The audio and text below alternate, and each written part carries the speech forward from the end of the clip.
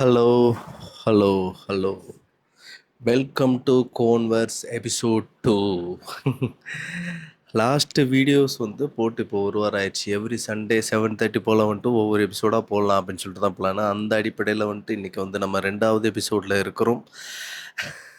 போன வாரம் பார்த்தவங்க இந்த வாரம் பார்த்தீங்க அப்படின்னா என்னடா முழுசாக வலிச்சுட்டு வந்திருக்கானே அப்படின்ற மாதிரி தோணலாம். பட் என்ன பண்ணுறது, சுச்சுவேஷன் அப்படி ஒரு டெக்னிக்கல் ஃபால்ட் ஆயிடுச்சு அப்படின்றனால மொத்தமாக ஷேர் பண்ணிட்டு உட்காந்து கட்டிது இருக்கு. அதனால இந்த வீடியோ மட்டும் கண்ட்ரோல் பண்ணிவிட்டு அட்ஜஸ்ட் பண்ணிட்டு பார்த்துக்கோங்க. ஓகேயா? லாஸ்ட் வீடியோ ஒரு 140 வியூஸ் வரைக்கும் போயிருக்கு.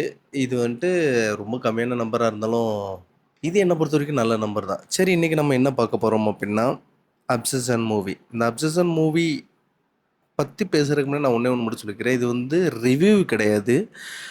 அப்சஷன் மூவியை பார்த்து நான் அப்சர்வ் பண்ண ஒரு சில விஷயங்களை மட்டும் தான் ஷேர் பண்ணிக்க போகிறேன். அதுக்கப்புறம் இதில் ஒரு சில தியரிலாம் ரொம்ப பரவிக்கிட்டு இருந்துச்சு. அந்த தியரிலாம் என்னென்னன்றதையும் பேச போகிறேன். அது போக இந்த படத்தில் அப்சஷன் மூவியில் உண்மையிலேயே விக்டிம் யார்? நிக்கி அப்படின்ற கேரக்டரா, அப்படி இல்லைன்னா பியர்ன்ற கேரக்டரா அப்படின்னு பார்த்தோம்னா நிறையா பேர் என்ன சொல்கிறாங்கன்னா பியர்ன்னு மட்டும் தான் சொல்லிக்கிட்டு இருக்காங்க. அந்த பையனை பற்றி சொல்லிக்கிட்டு இருக்காங்க. இது ஒரு டாக்ஸிக் ரிலேஷன்ஷிப்பை பற்றின ஒரு படம் அப்படின்ற மாதிரி சொல்லியிருக்காங்க. ஆனால் அந்த டாக்ஸிக்காக இருக்கிறது யாருன்றது நிறைய மிஸ்லீடிங்காக இருந்துக்கிட்டு இருக்கு. ஸோ அதை தான் இன்றைக்கி நம்ம பார்க்குறோம். Welcome to Converse. இது நம்ம போட்காஸ்ட்டோட 2வது எபிசோட். அப்சஷன் மூவியோட அப்சர்வேஷன் தான் பார்க்க போகிறோம், not review. Hey, welcome in. Grab a seat. Turn it up. You're now entering Converse. So first இந்த படத்தில் என்ன பெரிய இம்பேக்ட்னா, ரொம்ப கம்மியான பட்ஜெட்டில் பண்ணி எக்கச்சக்கமான ப்ராஃபிட்லாம் கொடுத்த படம் அப்படின்னு சொல்லிட்டு பயங்கரமாக ஒரு பேச்சு ஒன்று இருந்துக்கிட்டு இருக்கு. இந்த படத்தை எடுத்தது ஒரு யூடியூபர் அப்படின்றது உங்கள் எல்லாருக்குமே தெரியும். அவரோட பேர் கரி பார்கர். கரெக்டாக தானே சொல்கிறேன்னு எனக்கு தெரியல. பட் ஆனால் பேர் கரி பார்கர் தான். ஸோ இவர் யூடியூப்லேருந்து இப்போ ஒரு படம் பண்ணியிருக்காரு. அது பயங்கர வேர்ல்டு லெவலில் பயங்கரமான கலெக்ஷன் பிச்சுக்கிட்டு போகுது. இப்போ என்ன சொல்லியிருக்கேன்னா, அந்த அப்சஷனை வச்சு நான் அதை வச்சு ஒரு யூனிவர்ஸ் ஒன்று கிரியேட் பண்ண போகிறேன். அதை தொடர்ந்து நிறையா ஸ்டோரிஸ் நான் ஃபார்ம் பண்ண போகிறேன் அப்படின்றதுக்கு இந்த படத்துல ஹிடன் டீட்டெயில்ஸாக நிறையா வச்சுருக்காராமா. இதை வச்சு ஒரு யூனிவர்ஸை கிரியேட் பண்ண போகிறேன் அப்படின்ற மாதிரி சொல்லியிருக்காரு. ஸோ அந்தளவுக்கு இந்த படம் ஹிட்டு. ஸோ இந்த படத்தை பற்றின ஒரு சில தியரிலாம் இருக்குது. அந்த தியரியெல்லாம் ஃபஸ்ட்டு என்னன்னு சொல்லி பார்க்கலாம். ஃபஸ்ட்டு தியரி என்னென்னா நிக்கி ஃப்ரீமேன் அந்த கேரக்டர் பிஹேவ் பண்ணுறது எல்லாமே பூனை மாதிரியே பிஹேவ் பண்ணுவோம். அது காரணம் என்ன தெரியுமா?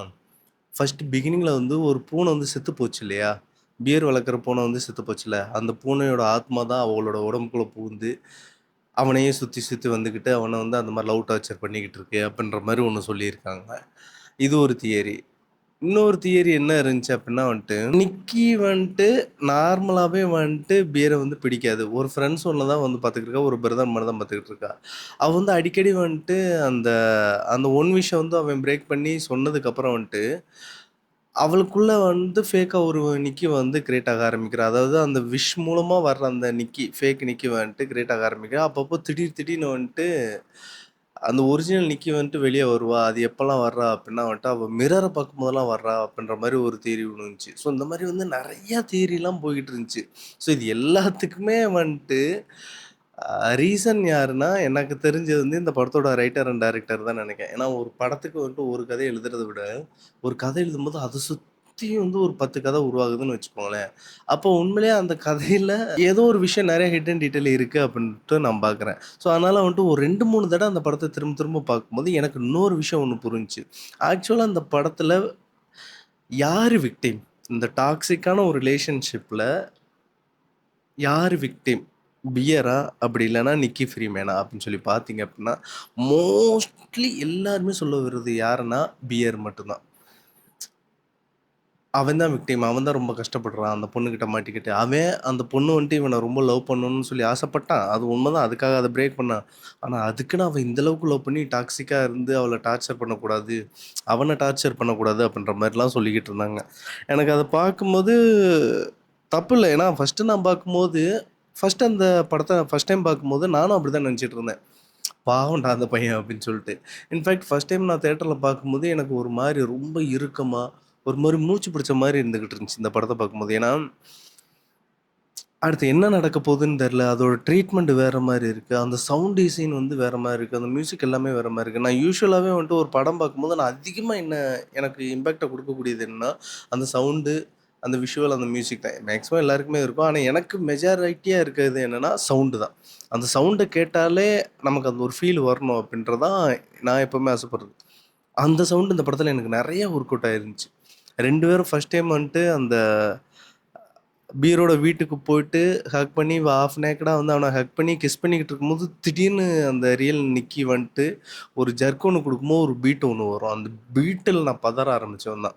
படம் முடியிற வரைக்கும் அதே பதட்டத்துல தான் நான் இருந்துகிட்டு இருந்தேன்.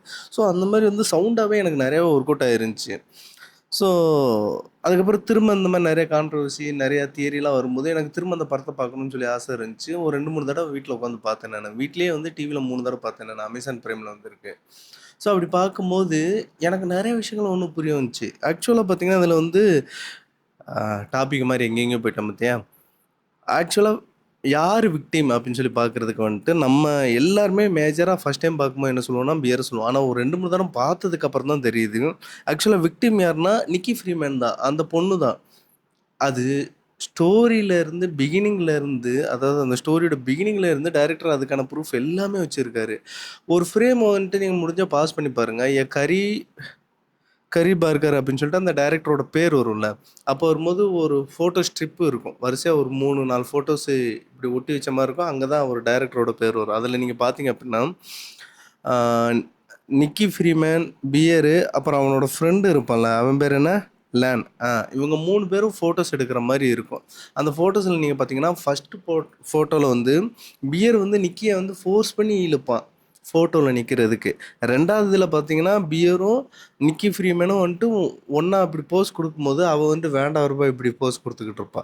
3வது ஒரு ஃபோட்டோ இருக்கும். அதுல வந்துட்டு பியரோட ஃப்ரெண்ட் இருப்பான். லேன் இருப்பான். அவன், நிக்கி ஃப்ரீமேன், அதுக்கப்புறம் வந்துட்டு பியர். இந்த 3ம் சேர்ந்து இருக்கிறதுல ஃபோட்டோ பார்த்தீங்கன்னா, பியர் வந்து கொஞ்சம் தள்ளி இருக்கிற மாரி இருக்கும். அதாவது என்ன, உங்க 3 பேருக்கு இடையில இருக்கிற அந்த நெருக்கத்துல வந்து பார்த்தீங்க அப்படின்னா, லேனுக்கும் நிக்கி ஃப்ரீமேனுக்கும் இடையில மட்டும் தான் பயங்கர க்ளோஸ்ல இருந்துகிட்டு இருக்கும். பியர் வந்து அவங்கள வந்து கொஞ்சம் வந்துட்டு அவேயா இருக்கிற மாரி ஒரு ஃபீல வந்து குடுக்கும். இந்த மாரி தான் இருந்துகிட்டு இருக்கும். அதோட பார்த்தீங்க அப்படின்னா, நெறைய இடத்துல உள்ள வந்து டயலாக்ல வந்து இன்டைரக்ட்டா வந்துட்டு லேனும், நிக்கி ஃப்ரீமேனும் அடிக்கடி யாருக்குமே தெரியாம ஹூக்கப் பண்ணிக்கிறாங்க. அது எந்த ரிலேஷன்ஷிப்னு எந்த ஒரு நேமுமே இல்ல. பட் ஆனா சீக்ரெட்டா ஹூக்கப் பண்ணிக்கிறாங்க அப்படின்ற மாரி ஒரு விஷயம் இருந்துகிட்டே இருக்கும். இன்னொன்னு நிக்கி ஃப்ரீமேனுமே அவளோட ஃப்ரெண்டு கிட்ட கூட வேல பாப்பாள, சாரா கிட்டயுமே என்ன சொல்லியிருப்பா அப்படின்னா, எனக்கு வந்துட்டு பியர் வந்து ஒரு சின்ன பிரதர் மாரி தான். ஒரு ஃப்ரெண்ட் மாரி தான் அப்படின்ற மாரி தான் சொல்லியிருப்பா. எனக்கு அவன் மேல எந்த விதமான ஃபீலிங்ஸும் இல்ல அப்படின்னு தான் சொல்லிக்கிட்டு இருந்திருப்பா.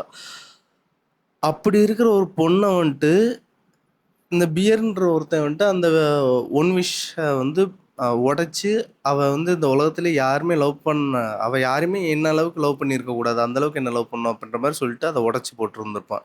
ஸோ இதனால தான் அவ வந்து லவ்வா கன்வெர்ட் ஆயிருப்பான். இவன் வந்து ஆசைப்பட்டது உண்மதான். ஆனா அவ அவ்வளோ தூரத்துக்கு எக்ஸ்ட்ரீமா போறது வந்துட்டு அவ தப்பு தானே அப்படின்றது தான் நெறைய பேர் சொல்லக்கூடிய விஷயங்கள். ஆனா இந்த பியரோட கேரக்டரே நீங்க பார்த்தீங்கன்னா பிகினிங்ல இருந்து ஃபர்ஸ்ட் சீன்லயே வந்துட்டு வீட்ல வந்து அந்த பூனை வந்து செத்து கிடக்கும். அவன் வளர்க்குற பூனை. அந்த பூனை எப்படி செத்துருக்கும் அப்டின்னா, அவங்க இறந்து போன அவன் பாட்டியோட டேப்லெட்ட வந்து அந்த பூனை சாப்பிட்டு அப்படிதான் செத்து போயிருந்திருக்கும். ஸோ ஒரு பூனைய எப்படி கேர் பண்றதுன்றது கூட அவனுக்கு வந்து தெரியாது எக்ஸாக்ட்டா. அதுக்கான எப்படி சொல்றது? ஒரு பூனை பூனைய வளர்க்குற எல்லாருக்குமே தெரிஞ்சிருக்கும். அது வந்து அதிகமா வந்து எதிர்பார்க்கிறது என்னன்னா, லவ் மட்டும் தான் எதிர்பார்க்கும். பயங்கர பொசசிவா இருக்கும், செல்ஃபிஷ்ஷா இருக்கும். அந்த மாரிலாம் நெறைய விஷயங்கள் சொல்லுவாங்க.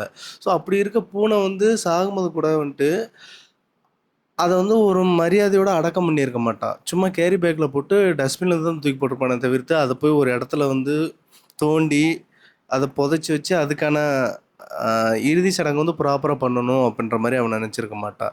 இன்னொன்னு மேக்ஸிமம் வந்து பியர் வந்து பார்த்தீங்கன்னா, ஒரு மாரி செல்ஃபிஷ்ஷான கேரக்டரா தான் இருந்துகிட்டே இருப்பான்.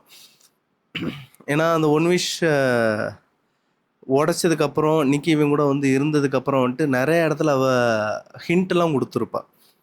இன்ஃபாக்ட் ஃபர்ஸ்ட் டைம் கிஸ் பண்ணிட்டு விலகி போம்போது கூட வந்துட்டு, அவன் அதுக்காக கில்ட் ஆகியிருக்க மாட்டான். இன்னொரு விஷயம், நிக்கி ஃப்ரீமேன் வந்து பியருக்காக வந்து சாப்பாடு செஞ்சு குடுக்கும்போது பார்த்தீங்க அப்டின்னா, அதுல வந்து ஒரு ஃபோட்டோ ஒண்ணு இருக்கும். அந்த ஃபோட்டோல கீழ வந்து பார்த்தீங்கன்னா, "நாட் மீ" அப்டின்னு சொல்லி எழுதி அனுப்பியிருப்பா. இது நான் இல்ல அப்டின்னு ஏதோ தப்பா இருக்கு அப்டின்றத அவ எழுதி அனுப்பியிருப்பா.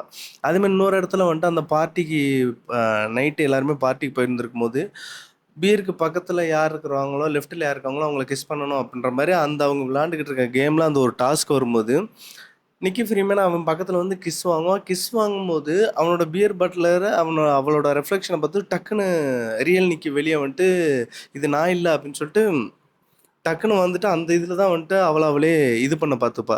ஸோ மேக்ஸிமம் அவளுக்கு என்ன தெரியுது அப்டின்னா, ஏதோ ஒண்ணு தப்பா இருக்கு. நான் வந்து தப்பா பிஹேவ் பண்ணிக்கிட்டு இருக்கேன். இது நான் இல்ல. ஃபேக்கா வந்துட்டு என்னை யாரோ வந்து கண்ட்ரோல் பண்ணிக்கிட்டு இருக்காங்கன்ற மாரி நிக்கி வந்து பயங்கர டார்ச்சர அனுபவிச்சுக்கிட்டு இருந்திருப்பா. எந்த அளவுக்குன்னா, அவ வீட்ல நைட்டு தூங்கும்போது கூட தூங்க தூங்க முடியல அவளால. ஏன்னா, அவ தூங்கும்போது மட்டும் தான் வந்துட்டு ரியல் நிக்கி வந்துட்டு வேக் ஆகுறா. அந்த ஃபேக் விக்கி வந்துட்டு கொஞ்சம் டீசேச்சுரேட் ஆகுது. ஸோ அந்த டைம்ல ரியல் நிக்கி வெளிய வரும்போது அவளுக்கு இன்னும் அதிகமா பயம் வருது. பெயின் ஆகுது. இல்ல இது நான் இல்ல. நான் எங்கேயோ தப்பா இருக்கேன். நான் இவன் கூட இருந்துகிட்டு இருக்கேன். இது நான் இல்ல அப்படின்றது அவளுக்கு மேலும் மேலும் இதாக இருக்கும்போது, அவ தூங்குறதே அவாய்ட் பண்ணிட்டு ஒரு ஓரமா போய் நின்னுகிட்டு இருப்பா. அங்கேயும் மிரர் எதுவுமே பார்க்காம. ஸோ அந்த மாரி அவ டார்ச்சர் அனுபவிச்சுருப்பா. ஒரு ஸ்டேஜுக்கு மேல அவளே சொல்லுவா. இவன் வந்துட்டு சாரா வந்துட்டு உன்கூட நான் கொஞ்சம் பேசணும். வெளிய வரியா? அப்படின்னு சொல்லி கேட்கும்போது, இவன் நைட் எந்திச்சு வெளிய கிளம்பி போம்போது, அவ தூங்கிக்கிட்டு இருக்க நிக்கி சொல்லுவா. அத நெறைய பேர் பார்த்துருப்பீங்க. அவ தூங்கிக்கிட்டு இருக்கா. ப்ளீஸ் இதான் கரெக்டான டைம். என்ன நீ கொன்று அப்படின்னு சொல்லும்போது கூட, கொஞ்சம் கூட இரக்கமே இல்லாம அந்த பியர்ன்ற கேரக்டர் என்ன சொல்லுவான் அப்டின்னா, "ஏன் இப்போ உனக்கு என் கூட இருக்கிறதுல உனக்கு என்ன பிரச்சனை?" அப்படின்ற மாரி சொல்லிட்டு அவன் பாட்டுக்கு போயிருவான். ஸோ இந்த மாரி மேக்ஸிமம் வந்து ஒரு செல்ஃபிஷான தாட்டோட நீ என் கூட இருந்து தான் ஆகணும் அப்படின்ற மாரியான ஒரு கேரக்டர் தான் பியரு. இங்க நிக்கி வந்து ஏதோ தப்பா இருக்கு அப்படின்னு சொல்லிட்டு இவன் பண்ண ஒரு விஷயத்தினால வந்துட்டு இப்போ வரைக்கும் டார்ச்சர் அனுபவிச்சுக்கிட்டே இருப்பா. கடைசி வரைக்கும் அவள எப்படி அதுலேருந்து மீட்டு கொண்டு வர்றது அப்படின்ட்டு பியர் வந்து ட்ரை பண்ணியிருக்கவே மாட்டான். அந்த ஸ்டோரியே பார்த்தீங்க அப்டின்னா, ஒரு மாரி வந்துட்டு, அவ எங்கேயோ வந்து பேரலல் யூனிவர்ஸ்ல வந்துட்டு ஒரு பேரலல் இதுல வந்து மாட்டிக்கிட்டு, ரொம்ப ஸ்ட்ரகிள் ஆயிட்டு, ரொம்ப டிப்ரஷன்ல இருந்துகிட்டு இருக்கா மாரி தான் நிக்கி ஃப்ரீமேனோட ரியல் நிக்கி ஃப்ரீமேனோட கேரக்டர் வந்து மாட்டிக்கிட்டு தவிச்சுக்கிட்டு இருக்கும். ஸோ அது எல்லாத்துக்குமே வந்து இவன் தான் காரணமா இருந்துகிட்டு இருப்பான். ஒரு ஸ்டேஜுக்கு மேல வந்துட்டு சாராவ கொன்னதுக்கு அப்புறம் தான் நிக்கி கொன்னதுக்கு அப்புறம் தான் வந்துட்டு, இதுக்கு ஒரு சொல்யூஷன் வேணும்ன்றதே வந்துட்டு ட்ரை பண்ண ஆரம்பிப்பான். அதுவரைக்கும் அத பத்தி நீ எப்டினாலும் என் கூட தான் இருந்தாகணுன்ற மாரியான இதுல தான் அவன் இருந்துகிட்டு இருப்பான். ஸோ இப்ப சொல்லுங்க பாப்போம். இது யார் இதுல வந்து விக்டிமு? என்ன பொறுத்தவரைக்கும் பார்த்தீங்க அப்டின்னா வந்துட்டு, நிக்கி ஃப்ரீமேன் தான் இதுல என்ன பொறுத்தவரைக்கும் விக்டிமா நான் பார்க்குறேன். பியர் தான் இந்த கதையோட ஆக்சுவல் வில்லனே வந்துட்டு பியர் தான்.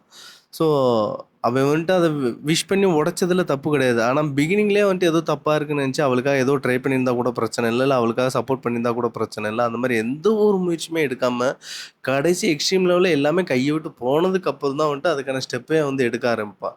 ஸோ இந்த மாரியான குட்டி குட்டியான விஷயங்கள் வந்துட்டு இதுல வந்து மேலோட்டமா சொல்லாம ரொம்ப டீப் கனெக்ஷனா உள்ள போயிருக்கு. இது வந்து நான் ஒரு 3 தடவ பார்த்ததுல வந்துட்டு இந்த விஷயம்லாம் நான் அப்சர்வ் பண்ணியிருக்கேன். இன்னும் டீப்பா உள்ள போனோம்னா, இன்னும் வேற ஒரு சில விஷயங்கள வந்து நான் பார்த்து தெரிஞ்சுப்பேன்னு நெனைக்கிறேன். ஸோ அது போக வந்துட்டு இன்கேஸ் வந்து நீங்களும் இந்த படத்த பார்த்துருந்தீங்க அப்டின்னா வந்துட்டு, அதுல ஏதாவது உங்களுக்கு ஒரு தியரி தோணுச்சு, இல்ல இந்த விஷயத்த நீ நோட் பண்ணாம உட்ட அப்டின்னா, அதையும் நீங்க தாராளமா சொல்லுங்க. நானும் பார்த்து தெரிஞ்சுக்கிறேன். மேஜரா நான் சொல்ல வந்த விஷயம் என்னன்னா, இந்த எபிசோட்ல வந்துட்டு அப்சஷன் மூவிலே வந்து ஒரு டாக்ஸிக் ரிலேஷன்ஷிப்ப பத்தின படம் அப்டின்னு சொல்லிட்டு ஒரு சில பேர் சொல்றாங்க. ஒரு சில பேர் வந்து சைக்காலஜிக்கல் த்ரில்லர்ன்னு சொல்றாங்க. ஒரு சில பேர் வந்து ஹாரர் மூவின்றாங்க. இது ஏன் ஹாரர்ன்னு சொல்றாங்கன்னு எனக்கு தெரியல. சைக்காலஜிக்கல் த்ரில்லர்னா கூட ஓகே தான். சரி இது டாக்ஸிக் ரிலேஷன்ஷிப்ன்னு சொல்லும்போது, அதில யார் டாக்ஸின்னு கேட்டோம்னா, எல்லாமே வந்து நிக்கி ஃப்ரீமேன மட்டும் தான் சொல்லிக்கிட்டு இருக்காங்களே தவிர்த்து, பியர் வந்து பெருசா எதுவுமே சொல்றதே இல்ல. ஆக்சுவல் தப்பு என்னன்னா, பியர் தான். இல்லாத ஒரு பிரச்சனைய கிரியேட் பண்றதே அவன் தான். அவன் கேரக்டரும் செல்ஃபிஷ்ஷா தான் இருக்கு. நிக்கி ஃப்ரீமேன் அவளாட்டுக்கு அவ வேலைய பார்த்துக்கிட்டு இருக்கா. ஸோ என்ன பொறுத்தவரைக்கும் இதில டாக்ஸிக் யாருன்னா பியர் தான். நான் பார்த்ததுல என்னோட பெர்ஸ்பெக்டிவ்ல டாக்ஸிக் யாருன்னா பியர் தான். ஸோ இதே மாரி நீங்க பார்க்கும்போது உங்களுக்கு டாக்ஸிக் யாருன்னு தோணுச்சு அப்டின்னா, அத நீங்க கமெண்ட்ல சொல்லுங்க. நானும் தெரிஞ்சுக்கிறேன். என்னோட பெர்ஸ்பெக்டிவ்ல பியர் தான் டாக்ஸிக் அப்டின்றது சொல்லணும்னு தோணுச்சு. அதுக்காக தான் இந்த எபிசோடு. ஸோ இந்த அப்சஷன் மூவில நான் பார்க்கும்போது எனக்கு இந்த மாரியான ஒரு சில விஷயங்கள்லாம் தெரிஞ்சுச்சு. ஸோ இன்கேஸ் உங்களுக்கு வந்து வேற ஏதாவது தெரிஞ்சாலும் தாராளமா சொல்லுங்க. நானும் தெரிஞ்சுக்கிறேன். சரி இதுக்கு மேல நான் வளவளன்னு இழுக்காம நான் முடிச்சுக்கிறேன். அடுத்த வீடியோவாச்சு கெஸ்ட்டு கூப்பிட்டு வந்து 2 பேரா வச்சு ஒரு பாட்காஸ்ட் பண்றதுக்கு நான் பிளான் பண்ணிக்கிட்டு இருக்கேன். போய்க்கிட்டு இருக்கு. ஸோ லாஸ்ட் எபிசோட்ல நான் பண்ண லைட்டிங்க்கும், இந்த எபிசோட்ல நான் பண்ண லைட்டிங்க்கும் ஒரு சில சேஞ்சஸ்லாம் தெரியும். அத நீங்க பார்த்தீங்க, நோட் பண்ணீங்க அப்டின்னா, எது நல்லா இருக்குன்றதையும் பார்த்து சொல்லுங்க. நானும் தெரிஞ்சுக்கிறேன். இனி அடுத்து கெஸ்ட்ட கூப்பிட்டு வந்து, அப்படி இல்லன்னா ஃப்ரெண்ட்ஸோட உட்காந்து, இன்னும் நல்லா ஜாலியா கலகலப்பா ஒரு 2 மணி நேரத்துக்கு ஒரு பாட்காஸ்ட் பண்ணணும்லாம் எனக்கு ஆசை. ஸோ நடக்கும். கூடிய சீக்கிரம் நடக்கும். மேக்ஸிமம் அடுத்த வாரமே கூட நடக்கலாம். நான் உங்கள அந்த எபிசோட்ல ஒரு கெஸ்ட்டோட வந்து பார்க்குறேன். ஓகே. Until then.